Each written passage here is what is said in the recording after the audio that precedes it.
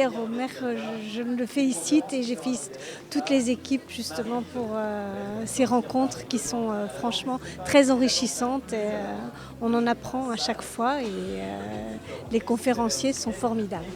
Très intéressant. Là, Guy Valencien, c'était génial. Ça apporte aussi des questionnements qui vont nous ouvrir vers d'autres, vers l'envie de lire des choses et de découvrir tous ces horizons qui font partie de notre quotidien, quoi.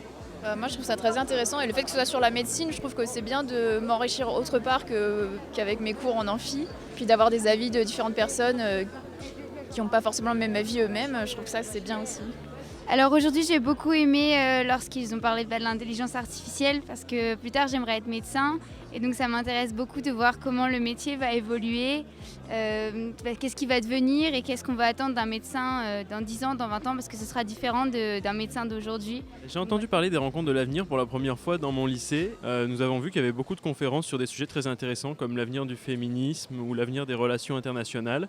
Et on a entendu, aujourd'hui j'ai pu entendre l'explication concrète de ces problèmes qui sont pour nous les jeunes parfois très complexes.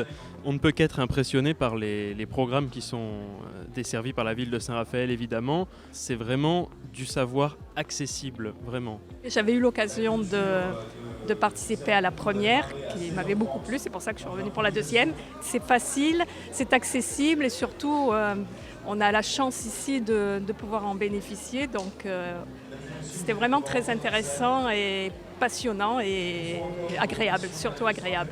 Et j'espère que ça va continuer comme ça.